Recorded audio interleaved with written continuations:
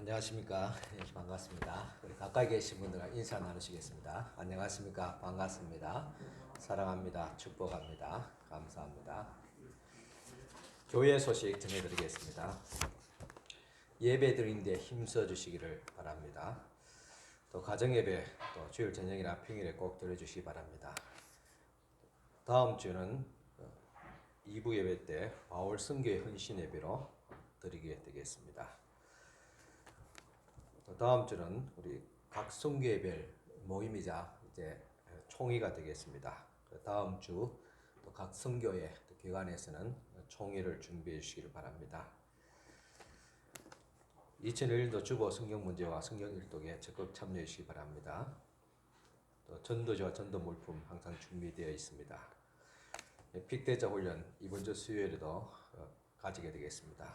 우리 항종 직분자와 또 새로 피택된 분들 함께 같이 또 훈련할 수 있고 기도할 수 있기를 바랍니다. 저는 오늘 오후 4시에 하늘 담은 교회 임직식에 순서 맡아서 참석하게 되겠습니다. 기도해 주시기 바랍니다. 또 생명의 삶 큐티 12월호가 나왔습니다. 또 우리 아동부 성경학교를 위해서 우리 남명석 지사님께서 찬조해 주셨습니다. 감사드립니다. 교회 소식 기사입니다. 이제 우리 다 같이 일어서서 경건한 마음으로 하나님 앞에 예배 드리겠습니다.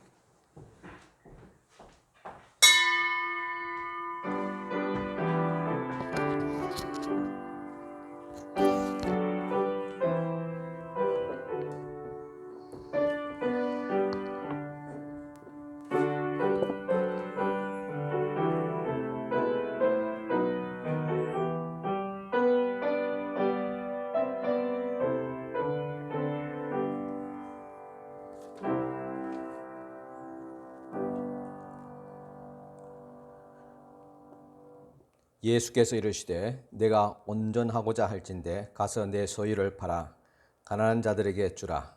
그리하면 하늘에서 보화가 내게 있으리라.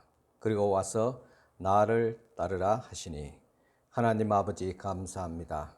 오늘도 우리가 세상 모든 또 일들을 다 뒤로 두고 주님을 따르고 또 주님을 사랑하며 또 주님께 예배하고자 모였습니다.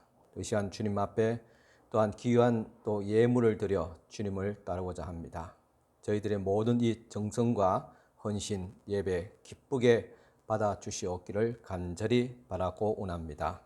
특별히 이 시간 주님 앞에 10의 1조 물질을 구별해서 드립니다. 첫 예물을 주님 앞에 드렸음에 모든 물질들이 더 거룩하며 온전케 하옵시고 더 복되게 하옵시고 첫 것을 드렸음에 또한 주님께서 이 모든 경제활동까지 축복하여 주사 부족함이 없도록 하옵시고 항상 적절하고 또 하나님의 은혜와 도우시는 손길들이 물질에도 함께하여 주시옵기를 원합니다. 또 주님 앞에 감사하며 귀한 예물도 드립니다. 은혜의 주님 감사드리오며 또 하나님의 은혜로 회복케 하심을 감사하며 함께 하시는 주님의 은혜에 깊이 감사하며 항상 보살펴 주신 하나님 아버지께 또 감사드립니다. 주님의 은혜에 감사드리며 주님의 사랑과 은혜 가운데 살게 하심을 감사하며 또 소망의 주님께 감사하며 또 주님 앞에 은혜 감사하며 은혜 감사하며 귀한 감사의 예물들 드립니다. 이 손길들 주님께서 또한 기억하여 주시고 항상 감사하는 마음에 또 감사한 일과 모든 삶에 하나님의 인도하심과 또 형통케 되는 은총을 다하여 주시옵소서. 또 주님 앞에 감사하며 기도하며 소원대로 이루어지게 하여 주시옵기를 원합니다. 또 주님 앞에 순교 구제 장학 건축 예물로 또 주일에 예물로 드리는 귀한 모든 향기로운 예물을 주께서 기쁘게 받아주시고 주님께서 복을 다하시되 믿음의 복을 건강의 복을 물질의 복까지 다하여 주시옵소서. 예수님 이름으로 축복하며 기도드리옵나이다. 아멘. 네, 다 앉으시기 바랍니다. 이 시간 최주영 지사님 나오셔서 찬양 드리겠습니다.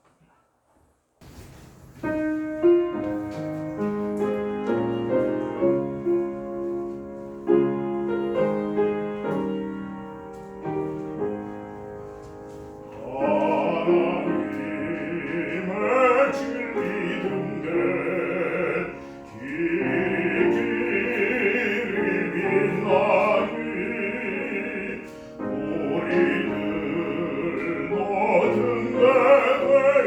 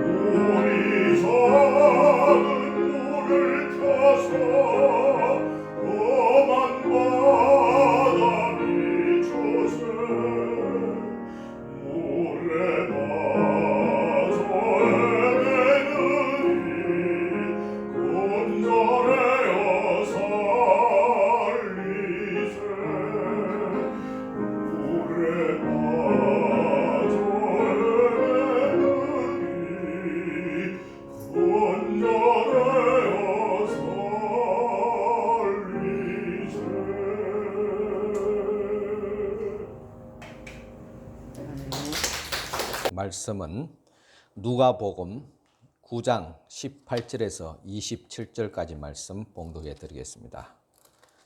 누가복음 9장 18절입니다. 예수께서 따로 기도하실 때에 제자들이 주와 함께 있더니 물어 이르시되 무리가 나를 누구라고 하느냐? 대답하여 이르되 세례 요한이라 하고 들은 엘리야라 들으는 예선자 중 한 사람이 살아났다 하나이다. 예수께서 이르시되 너희는 나를 누구라 하느냐? 베드로가 대답하여 이르되 하나님의 그리스도이시니라 하니 경고하사 이 말을 아무에게도 이르지 말라 명하시고 이르시되 인자가 많은 고난을 받고 장로들과 대장들과 서기관들에게 버림받아 죽임을 당하고 제3일에 살아나야 하리라 하시고 또 무리에게 이르시되 아무든지 나를 따라오려거든 자기를 부인하고 날마다 제 십자가를 지고 나를 따를 것이니라. 누구든지 제 목숨을 구원하고자 하면 잃을 것이요 누구든지 나를 위하여 제 목숨을 잃으면 구원하리라. 사람이 만일 온 천하를 얻고도 자기를 잃든지 빼앗기든지 하면 무엇이 유익하리요?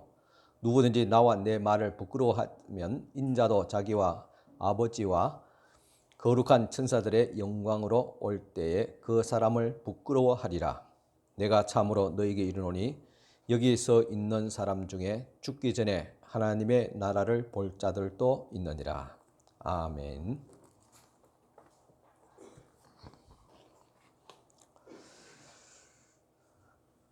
여러분 또 한 주간도 잘 지내셨습니까? 요즘 저의 또 고민이자 또 일반적인 목회자의 고민은 또 우리 성도들이 제대로 예수님을 믿고 있는가? 요즘같이 또 어려운 또 상황에 예수님이 우리 성도들의 삶에 어떻게 역사하시고 또 주님과 함께 동행하면서 또 힘을 얻고 살아가는가라는 그런 생각들입니다. 더 나아가서 성도들을 제자로 따르게 할 것이냐 아니면 그냥 교인으로 남게 할 것이냐 이런 생각들입니다. 아마 여러분들에게 이런 질문을 드린다면 당연히 예수님을 잘 믿고 제자로 따라야 하겠지요 라고 대답은 할 수 있을 것입니다. 하지만은 제자가 된다는 것은 그렇게 단순하지 않습니다. 예수의 제자가 되게 하려면 많은 대가를 치루어야 되기 때문입니다. 그리고 모든 것을 또 잃을 수도 있습니다. 그래서 여러분들에게 교인이 되지 말고 제자가 되십시오 라고 권하기가 사실 쉽지는 않습니다. 그럼에도 불구하고 권할 수밖에 없기에 또 고민을 하게 되는 것입니다. 성경을 보면 특히 복음서에 보면 예수께서 우리에게 제자로 따르라고 강력하게 권하기 때문입니다. 오늘 본문의 말씀도 마찬가지입니다. 그래서 이제 어렵지만은 이제 우리 같이 함께 또 제자의 첫걸음을 뗄 수 있기를 바랍니다. 먼저 우리가 알아야 할 것은 제자로 부르심을 받을 때 자격이 필요 없다는 사실입니다.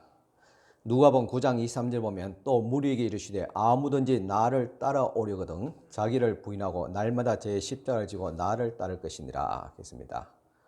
여기서 무리라는 것은 교인을 가리키는 말입니다. 또 나를 따르라는 것은 제자로 따르라는 말입니다. 그런데 앞에 보면 아무든지라고 말하고 있습니다. 이 말은 누구든지 제자가 될 수 있다는 말입니다. 그런데 많은 사람들은 이런저런 이유에서 예수의 제자로 부름받기에는 자신은 자격이 없다니 아니면 아직 준비가 되지 않았다고 말합니다. 아마 12제자 중에서 이런 심정을 느꼈던 사람 중 한 사람이 바로 마태가 아닐까 짐작합니다. 마태는 세리였습니다. 마태의 또 다른 이름은 레위였습니다. 그러니까 이 마태는 태어날 때부터 제사장 족속인 레위 지파 사람이었고 또 이스라엘의 영적 지도자가 될 사람으로 구별되어 있었습니다. 아마 마태의 아버지도 그리고 할아버지와 정조 할아버지는 다 하나님을 섬기는 제사장이었을 것입니다. 마태는 12살에 이미 성경의 처음 5권을 완벽하게 암송했으며 필시 랍비의 제자가 되려고 준비했을 것입니다. 그런데 왜 이 마태가 랍비의 제자나 아니면 제사장으로서였던 성전에서의 어떤 역할을 하지 못하고 많은 사람들의 손가락질을 받는 이 세리가 되었을까? 몇 가지 추측해 볼 수 있는 것은 그가 랍비의 제자가 되기 위해서 지원할 때마다 번번이 낙방했습니다. 구체적인 상황은 알 수 없지만은 유대 사회에서 자신을 제자로 받아주지 않자 실망을 하고 하나님이 아닌 돈이나 버려야 하겠다고 결심합니다. 그 당시 돈을 가장 확실하게 빨리 벌 수 있는 방법은 세리가 되는 것입니다. 결국 민족을 등지고 부모의 기대를 등지고 로마의 세리로 전락하게 되었던 것입니다. 세리가 무엇입니까? 동포의 돈을 부당하게 빼앗아서 로마 정부에 바치는 매국노였습니다. 세리들은 백성들을 속여서 뒷주머니를 챙겼습니다. 그래서 이 세리는 종교적으로나 사회적으로나 천덕꾸리 신세였습니다. 세리는 매국노여 불결한 사람이기 때문에 성전의 바깥들조차 출입이 금지되어 있습니다. 요즘 말로 한다면 세리는 교인이 될 수가 없습니다. 교회에 들어올 자격이 없습니다. 참 마태는 제사장 가문의 사람이었지만 성전에 들어가지 못하고 날마다 붐비는 거리의 세관에 앉아 있었던 것입니다. 어렸을 적 커서 이렇게 될 줄은 꿈에도 아마 생각하지 않았을 줄 압니다. 그래서 가끔 한밤중에 천장을 바라보면서 이런 생각들을 해봅니다. 처음으로 다시 돌아갈 수 있다면 얼마나 좋을까? 하지만 이제는 돌이킬 수가 없다. 이제 가치 있는 삶을 포기하고 그저 돈을 더 많이 벌기 위해서 살아야 되겠다. 그렇게 마음을 굳힙니다. 그러던 이 마태의 귀에 새로운 랍비가 혜성같이 나타납니다. 예수라는 랍비인데 여러 랍비와 사뭇 다르다는 소식을 듣게 됩니다. 죄인도 무식한 사람도 제자로 따른다는 그런 소문이 들립니다.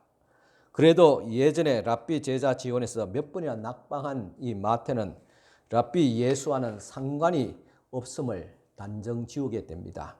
그런데 하루는 마태가 세관에 앉아 있을 때 예수께서 그리로 지나가시면서 말을 거시는 것입니다. 나를 따르라. 예수님이 불의한 이 세리와 말을 섞었을 줄을 아무도 상상하지 못했습니다.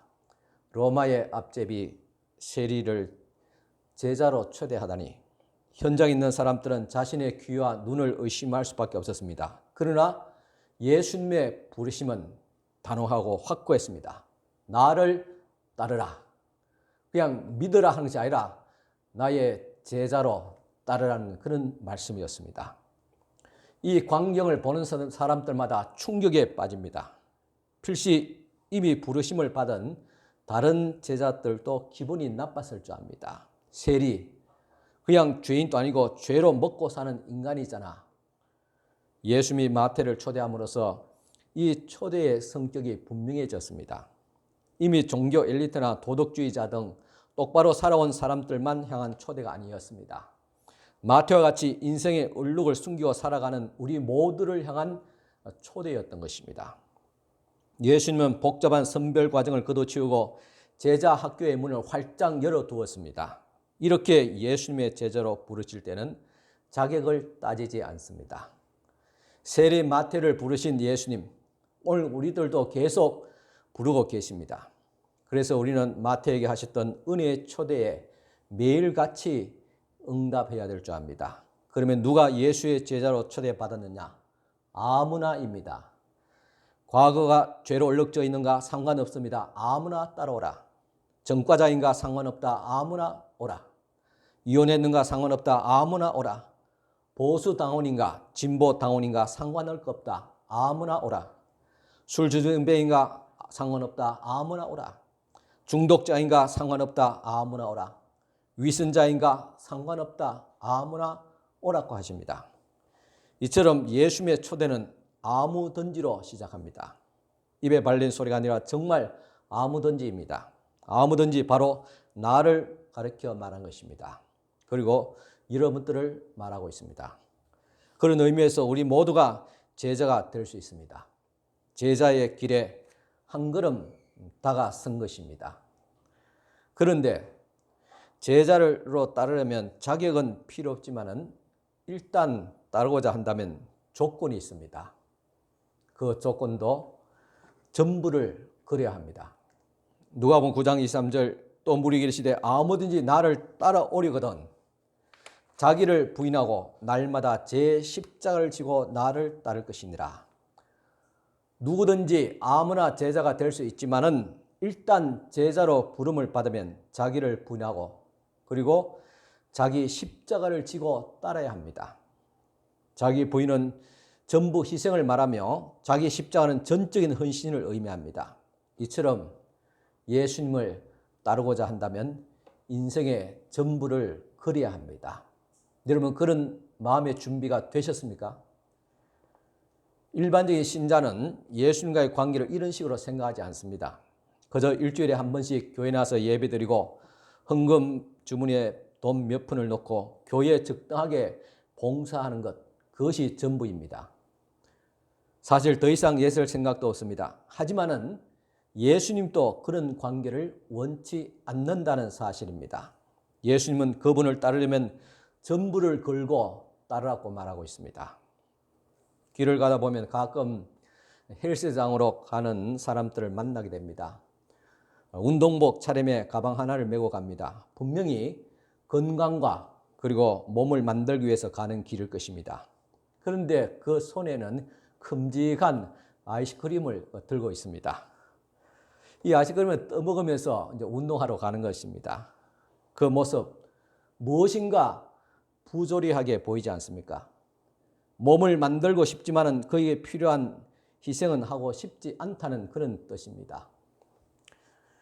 저희 집사람은 저희 딸 아이의 체중이 많은 신경을 쓰고 있습니다. 늘 살 빼란 말을 입버릇처럼 합니다.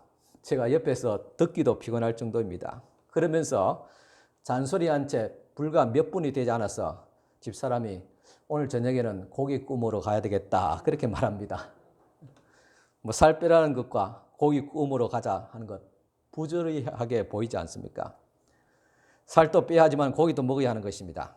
하지만은 둘 다 가질 수는 없습니다.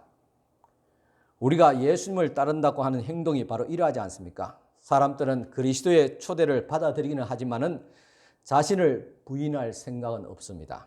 누가복음 9장 23절에서 예수님은 그분을 따르려면 조건 없는 계약 따위는 꿈도 꾸지 말라고 분명히 말씀하십니다. 아무든지 나를 따라오려거든 자기를 부인하라고 했습니다.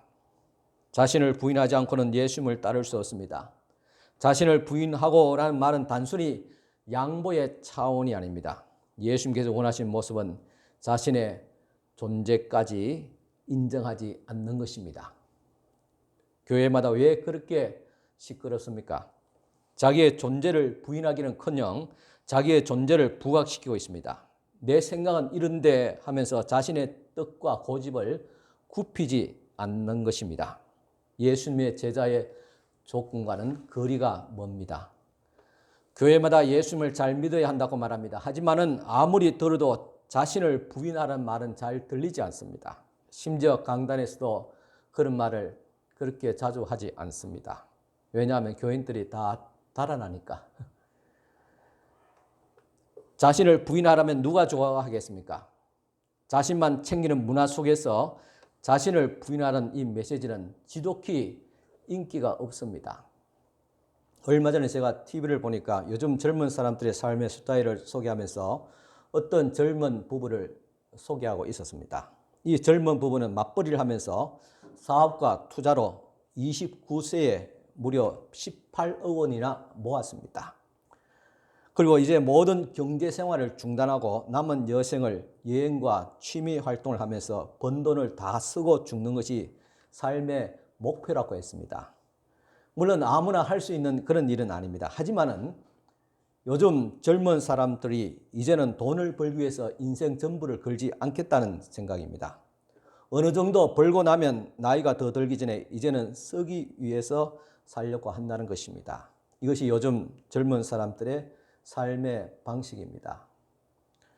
저는 이런 삶의 스타일에서 과연 예수의 제자가 나올 수 있을까 하는 의문이 들게 됩니다.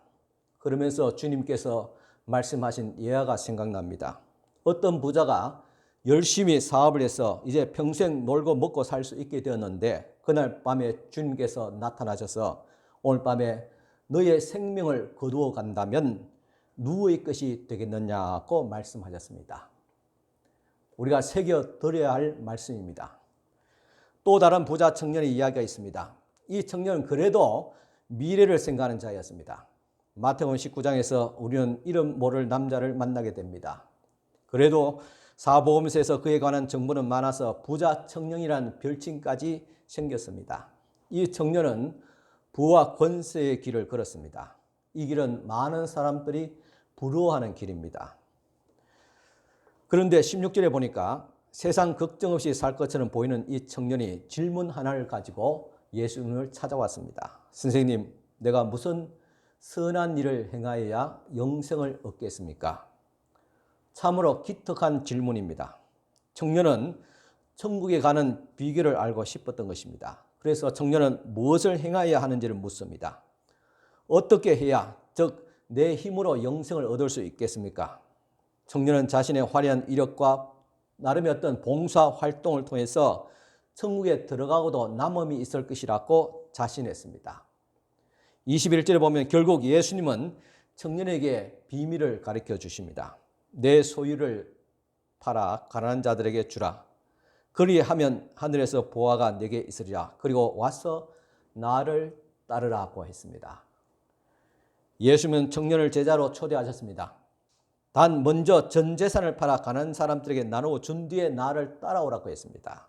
이제 청년은 선택의 기로에 섰습니다. 예수님을 따를 것이냐 아니면 계속해서 재물과 권세를 따를 것이냐. 둘 다 가지면 좋겠지만은 둘 다 가질 수가 없습니다. 하나만 선택해야 됩니다. 자신을 부인하고 예수님을 따르는 길밖에 없습니다. 예수님은 이 청년을 한 가지만 선택하라고 말합니다. 돈의 길로 갈 것이냐 아니면 예수를 따를 것이냐. 하지만 이것이 우리가 무슨 상관이 있습니까? 전 재산을 파는 것이 예수님을 따르기 위한 전제 조건입니까? 그럴지도 모릅니다. 예수님은 이 청년 못지않게 우리에게도 말씀하신 것입니다. 사실 예수님을 따른다는 사람은 누구나 결국은 비슷한 선택을 하게 됩니다. 세상으로 가는 길을 포기하지 않고는 절대 예수님을 따를 수 없습니다. 청년은 예수님을 따르기를 원합니다. 하지만은 예수님과 재물 사이에 선택해야 하는 순간에 이르자 결국은 재물을 선택하게 되었습니다.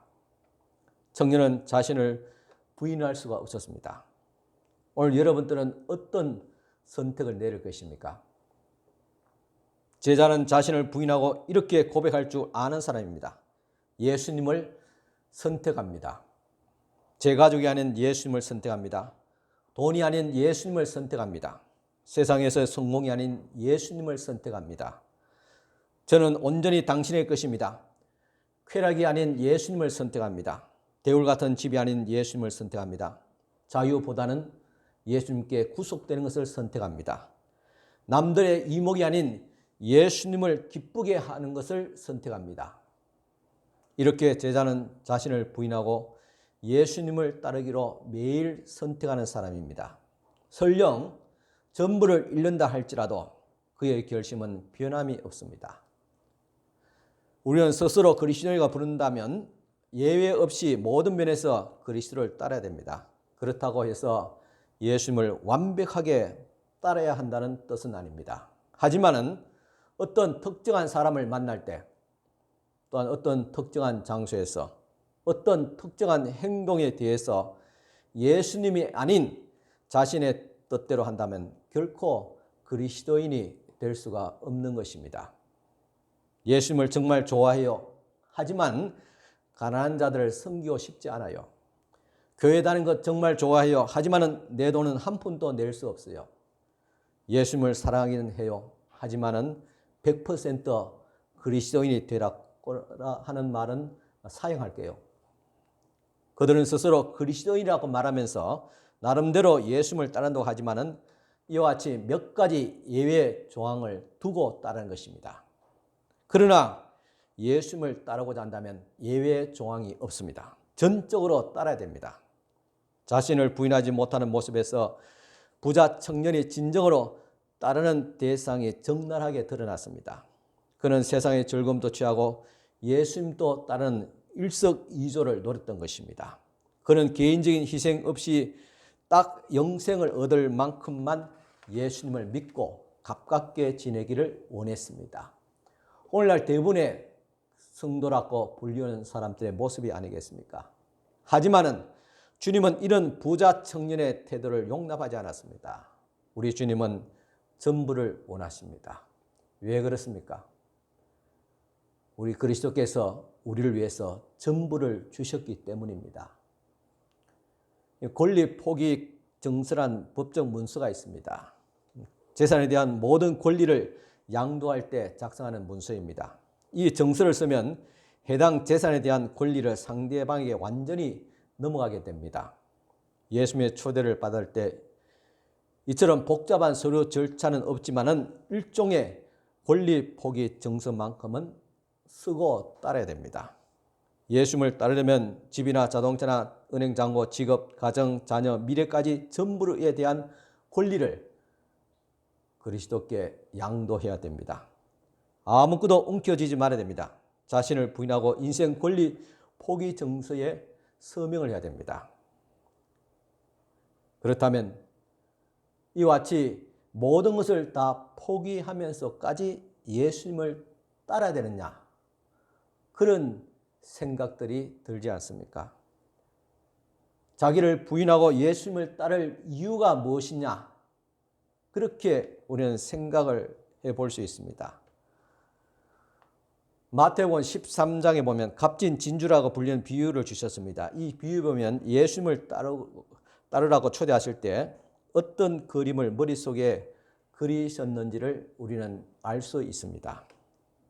마태복음 13장 44절 천국은 마치 밭에 감춘 보화와 같으니 사람이 이를 발견한 후에 숨겨두고 기뻐하며 돌아가서 자기의 소유를 다 팔아 그 밭을 샀느니라 했습니다. 성경시대에 땅속에 재산을 묻는 일은 흔했습니다. 특히 전쟁이나 대변력이 일어나면 땅속만큼 안전한 곳은 없었습니다. 돈을 묻고 또 보석을 묻고 전쟁터에 갔다가 살아 돌아오지 못하는 경우들도 비일비재했습니다.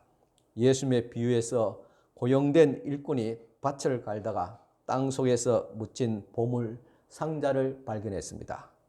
깜짝 놀란 그는 두근거린 가슴으로 흙을 털고 뚜껑을 엽니다. 이럴 수가. 고가의 보석이 햇빛에 찬란하게 반짝거린 것입니다. 심장이 마구 뜁니다. 일꾼은 서둘러서 상자를 다시 묶고 모른 척하고 일을 계속합니다. 하지만은 마음속에는 온통 보물을 어떻게 처리할 것인가 관한 생각뿐입니다. 어떻게 하든 보화가 묻힌 땅을 사야 한다. 그래서 그날로 집이든지 또한 가축이든지 달구지같이 전 재산을 다 팔아서 그 밭을 사게 됩니다. 친구와 가족들이 수군거리셔야 합니다. 제 정신이 아니야. 실상은 그 밭을 산 것이야말로 그가 할 수 있는 최선의 선택이었습니다. 보화를 발견한 뒤에 어떤 마음으로 자신의 전부를 팔았는지 그 느낌을 아십니까? 오늘 마태복음 13장 44절 보면 기뻐하며 돌아가서 자기의 소유를 다 팔아 그 밭을 샀느니라. 밭을 사되 기뻐하면서 자기의 모든 것을 희생했습니다. 다 팔았습니다. 그러면서도 기뻐하면서 그 일을 행했더라. 왜? 보화를 발견했기 때문입니다. 보화를 위해서 내 자신 전부를 파는 내내 그는 기뻐서 어쩔 줄을 몰랐습니다. 왜 그럴까? 그 보화가 자신이 가지고 있는 전 재산보다도 더 가치가 있었기 때문입니다. 오늘 우리가 그리스도를 따라야 될 명확한 이유가 있습니다. 그리스도를 따르는 내 자신의 인생을 다 포기하며까지 따를 수 있는 것은 그분이 내 모든 가진 것보다도 절대적으로 더 가치가 있기 때문입니다. 우리는 어리석은 자가 아닙니다. 현명한 판단을 내려야 할 자입니다. 농부가 모든 것을 포기하면서도 얻기를 원하는 그 보화가 무엇입니까? 이해를 돕기 위해서 어떤 사람의 표현에 대해서 이야기 드리겠습니다. 미국에 밀레드 풀러라는 사람이 있었습니다. 그는 가난한 집안에 태어나서 어떻게 하든지 부자가 되기 위해서 애썼습니다. 노력의 결과로 29세에 백만장자의 반열에 오르게 됩니다. 수백만 평의 땅과 호텔과 같은 집과 호화 요트까지 있었습니다. 세상에 부러울 것이 없었습니다. 그는 아내가 원하는 모든 것들을 다 사주었습니다. 그런데 하루는 그가 귀가해 보니까 아내가 메모 한 장을 남겨두고 집을 나갔습니다. 그냥 쇼핑하러 가는 게 아니라 영영 집을 떠나가 버린 것입니다. 그는 사방을 뒤진 끝에 토요일 밤 뉴욕의 하나의 도시의 호텔에서 아내를 찾아내게 됩니다. 두 사람은 새벽까지 진지하게 대화를 나눴습니다. 아내의 말을 들어보니까 세상이 말하는 행복의 조건이 오히려 그녀의 마음을 냉랭하게 만들었던 것입니다. 아내의 마음은 텅 비어 있었고 영혼은 시들어 있었습니다. 아내는 죽은 마음을 되살리고 싶어서 집을 뛰쳐나왔다고 했습니다. 부부는 그 호텔 침대 옆에서 무릎을 꿇고 전 재산을 팔아서 가난한 자들을 섬기겠노라고 다짐했습니다. 이튿날 주일 부부는 가장 가까운 침례 교회를 찾아가서 예배를 드리고 새로운 출발을 주신 하나님께 감사의 기도를 드렸습니다. 예배가 끝나자 부부는 며칠간 겪은 지나간 밤에 내렸던 결단을 목사에게 털어놓았습니다. 그런데 이상하게도 목사라는 사람이 예수님을 따르기 위해서 그렇게 할 필요가 없다고 말하는 것이 아닙니까? 밀레드는 말을 들어봅니다. 전부를 포기할 필요는 없다고 했다. 그 목사는 우리가 단순히 돈을 포기하는 것이 아니라는 점을 이해하지 못했다. 우리는 자신을 포기하려는 것이다. 이후 밀레드 부부는 지금 우리가 잘 아는 사역단체를 세우게 됩니다. 바로 헤비타트 봉사단입니다. 이 헤비타트는 무주택 가정, 즉 열악한 주거 환경에 놓여있는 사람들의 주거 문제를 해결해야 할 목적으로 설립된 봉사단체로 1976년도 미국의 변호사인 이 밀레드 풀러 부부에 의해서 창설되었습니다. 이 헤비타트 운동은 전 세계 지금 95개 국가로 확장되어서 지금 또 활발하게 운동을 하고 있습니다. 이 부부가 전 재산을 사회에 환원하면서 얻고자 했던 것은 바로 가치 있는 삶이었던 것입니다. 알베르트 아인슈타인이 이런 말을 했습니다. 성공한 사람이 되려 하기보다는 가치 있는 사람이 되려고 노력하라고 했습니다. 우리가 예수를 따름으로 얻는 것이 무엇입니까? 첫째는 가치 있는 삶인 것입니다. 예수님을 따르는 삶보다도 더 가치 있는 일이 무엇이겠습니까? 둘째는 내세가 있는 삶인 것입니다. 즉 영생과 천국이 있습니다. 영생과 천국보다 더 귀한 것이 어디에 있겠습니까?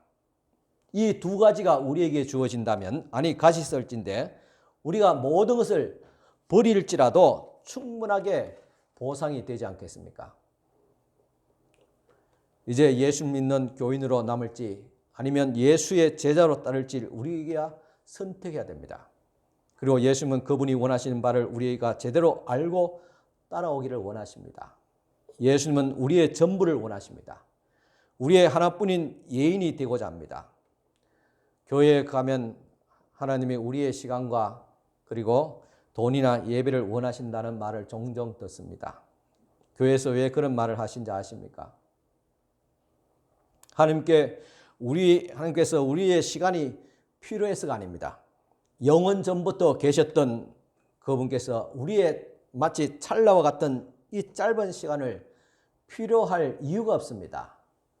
하나님은 우리의 돈이 필요해서가 아닙니다. 온 세상의 모든 것이 다 그분의 것입니다. 하나님은 우리의 돈이 필요하면 얼마든지 가져갈 수 있는 분입니다. 하나님께 우리의 예배가 필요한 것이 아닙니다. 성경은 우리가 예배하지 않아도 바위와 나무들도 찬양할 것이라고 했습니다. 교회에서 그런 말을 하는 것은 하나님께서 그런 것을 필요하기 때문이 아니라 그분이 우리 자신을 원하기 때문입니다. 하나님의 관심의 대상은 우리의 사랑입니다. 우리가 열심히 그분을 쫓을 때 그분이 기뻐하시게 됩니다. 그분께 우리의 시간과 돈과 예배를 드린 것은 그분을 진심으로 쫓을 때 나타난 외적인 증거일 뿐인 것입니다. 예수님을 사랑하고 열정적으로 쫓을 수밖에 없는 가장 중요한 이유는 먼저 그분께서 우리를 지극히 사랑하셨기 때문입니다. 사랑을 듬뿍 받았으니 감격하며 또 주님을 사랑할 수밖에 없습니다. 요한일서 4장 19절입니다. 우리가 사랑하면 그가 먼저 우리를 사랑하셨음이라 했습니다. 얼마 전에 향유를 예수의 발에 부은 한 여인의 이야기를 들려드렸습니다. 이 여인은 예수님을 사랑했기 때문에 자기의 가진 모든 것을 예수님께 드렸습니다. 물질도, 마음도, 체면도 다 드렸습니다. 이제 우리가 그리스도를 따라야 될 이유가 명백해졌습니다. 바로 사랑입니다. 그래서 예수님을 따르게 되는 불같은 사랑으로 주님을 따라야 됩니다. 우리가 모든 것을 포기하고서도 그리스도를 따를 수 있는 동기는 바로 사랑하기 때문입니다. 어떤 성도님은 이제 코로나가 끝이 나면 중식 봉사를 해야 되는데 누가 할 것이냐 하는 그런 걱정들을 하시는 분들이 종종 있습니다. 여러분 또 그렇게 생각하십니까? 물론 걱정이 되지요. 하지만 걱정하지 마시길 바랍니다.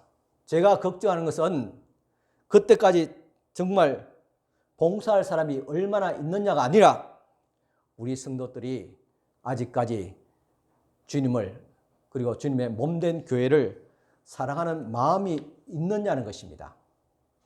주님을 사랑하고 주님의 몸된 교회를 사랑하는 마음이 있다면 문제될 것이 없습니다. 지금 예배를 드리지만은 같이 함께 밥 한 그릇 먹지 못하고 이것이 뭡니까 사실? 저는 얼른 교회에서 밥을 먹을 수 있으면 좋겠습니다. 중식 봉사할 사람이 없다면 저하고 집사람 둘이서 해도 됩니다. 못할 것 있어요. 주님을 사랑하고 교회를 사랑하는 마음이 있는 사람끼리 함께 동참해 준다면 더 수월하지 않겠습니까? 그런 것이 아닙니까? 국제시장이라는 영화를 여러분은 보셨을 줄 압니다.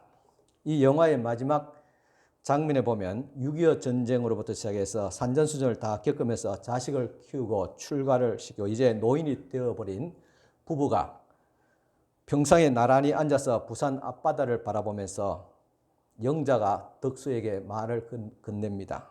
여보, 나랑 왜 결혼했어? 예쁘니까. 빈말이라도 좋네.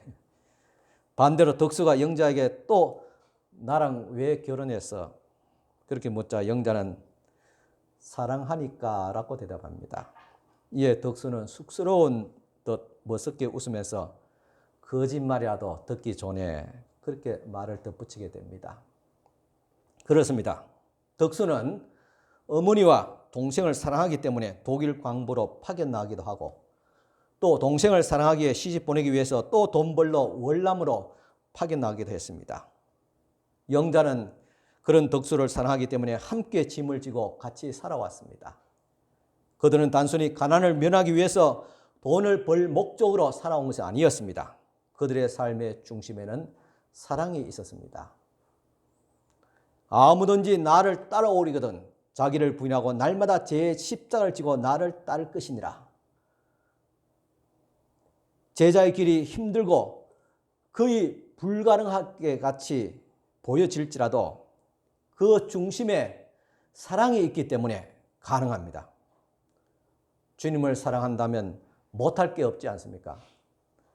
이 구절에서 나를 따라오려거든 이 말에 주목해야 합니다. 이 말은 연인들의 관계에 의해서 흔히 사용되는 말입니다.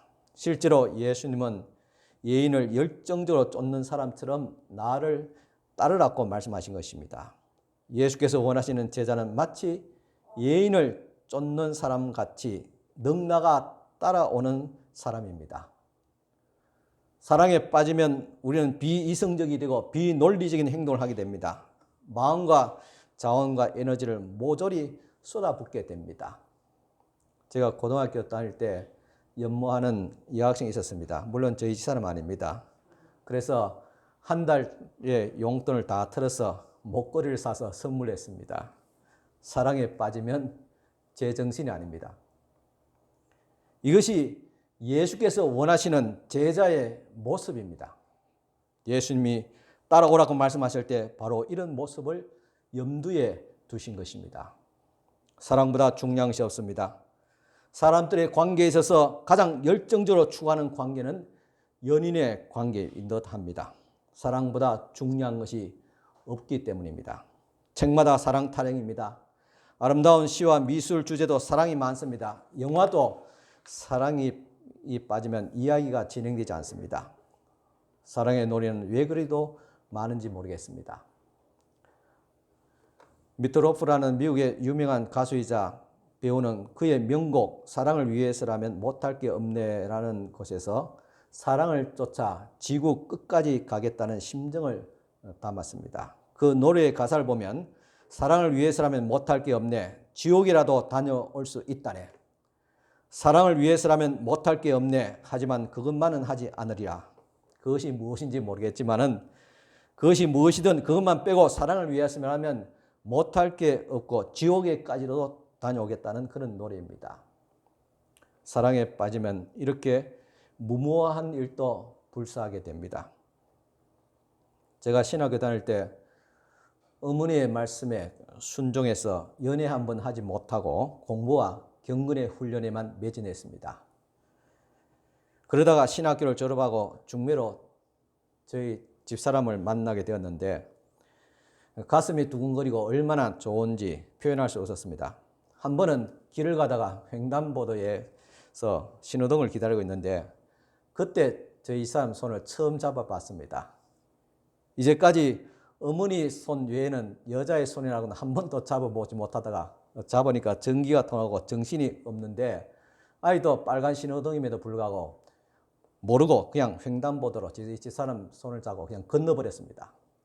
옆에 있는 사람도 어떨결에 그러니까 같이 따라 건너가다가 사고 날 뻔했습니다. 물론 주변에 따가운 시선을 받았지만은 상관이 없었습니다. 이 사건 외에도 사랑의 스토리가 몇 개 더 있습니다. 하지만은 부끄럽게도 그리스도와의 사랑에 관한 이야기는 딱히 이야기거리가 없습니다. 예수님을 죽도록 쫓아다녔던 기억은 별로 없습니다. 몇 가지 이야기가 있긴 하지만은 이 자리에서 소개할 만큼 대단하지 않아서 그만두겠습니다.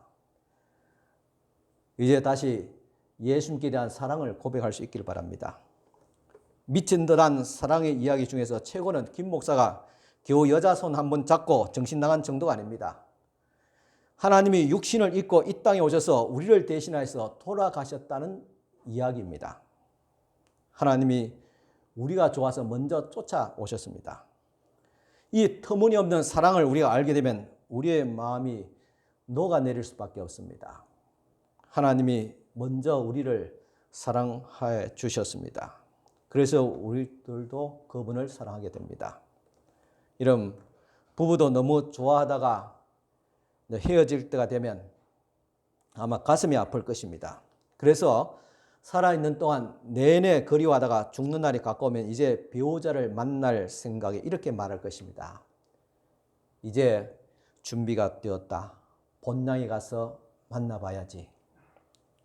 그런데 우리는 죽을 때가 가까이 오면 어떻게 말해야 될까요? 본향에 가서 그 일을 만날 준비가 되었어가 아닙니다. 이렇게 대답해야 될 줄 압니다. 말해야 될 줄 압니다. 본향에 가서 주님을 만날 준비가 되었어. 이것이 제자의 마음입니다. 지금 제가 그동안 타고 다니던 카니발 자동차가 너무 낡고 연식이 오래돼서 지난 여름에 폐차 처분하고 새로운 차를 주문했습니다. 그동안 계속 지금 봉고를 타고 다니고 있는데, 봉고를 타고 다니다 보니까 주행할 때는 별 불편함이 없지만은 좁은 주차 공간에 주차를 하기가 여간 불편하지 않았습니다. 그런데 새로 주문한 차가 6개월에서 길게는 1년까지 되어야 나온다고 합니다. 그러니까 빨라도 올 연말이 아니면 내년 봄 아니면 내년 여름까지 그렇게 걸릴 수 있습니다. 지난 수요일에 신방을 하고 이제 교회에 돌아오게 되는데, 그날따라 운전하는데 피곤해가지고 새 차가 좀 빨리 나왔으면 좋겠다 하는 마음이 있었습니다. 그런데 그날 저녁에 예배를 마치고 재정지산부터 차가 다음 주에 나온다는 소식을 들었습니다. 특별한 케이스로 그렇게 빨리 나오게 되었다. 참 반가운 소식이었습니다. 그러면서 제 자신을 돌아보게 됩니다. 나는 예수님을 만날 그 시간을 손꼽아 기다리고 있는가? 겨우 자동차 한 대 손꼽아 기다리다가 일찍 나온다고 기뻐하는데 그분을 뵈올 날을 그렇게 기쁨으로 기다렸는가 하고 자신을 돌아보게 됩니다. 여러분, 주님을 사랑합시다. 그러면 불가능하게 보이는 제자의 길이 가능하게 됩니다. 신앙생활이 어렵습니까? 주님을 사랑하면 쉬워집니다. 교회 생활이 무겁습니까? 주님을 사랑하면 가벼워집니다. 우리는 예수 그리스도의 제자입니다. 제자는 주님을 사랑하여서 세상의 모든 것을 포기하면서도 주님을 따르는 자입니다. 주님은 우리들이 그런 제자로 따르기를 원합니다. 이제 연말이 되어지고 또 다음 주에는 각 선교회 총회가 있습니다. 이쯤 되면 여러분도 부담을 느끼겠지만 담임 목사 역시 마음에 어떤 부담들이 많습니다. 또 새로운 일꾼을 세우고 각 기관에서 또 선거를 하고 총회를 해야 되는데 할 때마다 보면 다소 어떤 자본과 어떤 부작용, 어떤 어려움들이 있는 것 같아요. 우리는 그리스도를 위해서 전부를 부인하지 못할지라도 적어도 우리에게 주어진 주님께서 몸된 교회를 위해서 주어진 그런 사명들을 우리가 감당할 수 있어야 되지 않겠습니까? 우리의 힘으로는 어려울지 모르겠지만은 예수 그리스도를 사랑하고 주의 몸된 교회를 사랑한다면 우리는 쉬워질 수가 있습니다. 주님은 그런 제자로 따르기를 원합니다. 우리는 주님을 사랑합니다. 기도드리겠습니다. 하나님 아버지 감사합니다. 오늘도 저희들이 제자의 길로 따른다는 것은 여간 어려운 일, 또 불가능하게 같이 보여졌지만은 주님을 사랑함을 통해서 또 먼저 주님께서 나를 사랑하심으로 주님을 따라서 갈 수 있습니다. 세상 그 어느 것보다도 주님을 더 사랑하며 세상 그 어떤 것보다도 주님을 더 따르기를 원합니다. 우리 마음에 사랑을 주께서 다시 회복시켜 주시옵소서. 세상에 사랑이 없음을 우리가 한탄하며 우리 마음에 그리스도께 주신 사랑을 가지고 다가갈 수 있도록 주님 인도하여 주시옵소서. 오늘도 주님을 사랑한 성도들이 주님 앞에 모였습니다. 이제는 교인으로 남는 것이 아니라 그리스도의 제자로 따라야 할 때가 되었습니다. 이 시간 다시 한 번 더 결단하고 그리스도를 따르기를 결심하며 또한 헌신할 수 있는 저희들 되어지게 하여 주시옵소서. 예수님 이름으로 기도드리옵나이다. 아멘. 이 시간 우리 다 같이 찬송가 458장 드리겠습니다.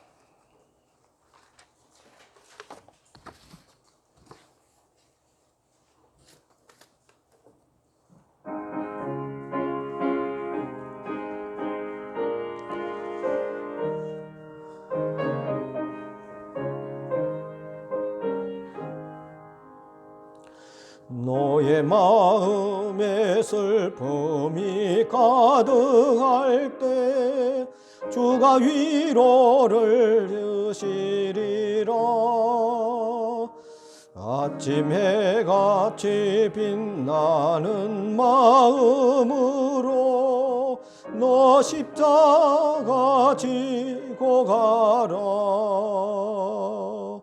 참 기쁜 마음으로 십자가 지고 가라.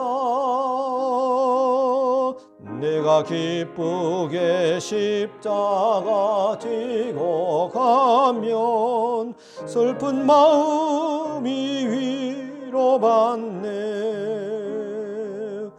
때를 따라서 주시는 은혜로서 가란 심령에 힘을 얻고 주가 언약한 말씀을 기억하고 너 십자가 지고 가라. 참 기쁜 마음으로 십자가 지고 가라. 내가 기쁘게 십자가 지고 가면 슬픈 마음이 위로받네. 내가 맡은 일 성실히 행할 때에 주님 앞에서 상 받으리. 주가 베푸신 은혜를 감사하며 너 십자가 지고 가라. 참 기쁜 마음으로 십자가 지고 가라. 내가 기쁘게 십자가 지고 가면 슬픈 마음이 위로받네.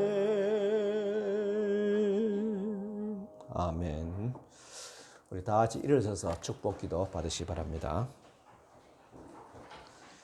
지금은 우리 주님 예수 그리스도의 은혜와 하나님의 크신 사랑과 성령님의 감화교통 충만하신 은총이 이제 교인에서 그리스도의 제자로 따르기를 원하는 사랑하는 모든 우리 성도들 무리 위에 지금부터 영원토록 함께 있을지어다. 아멘.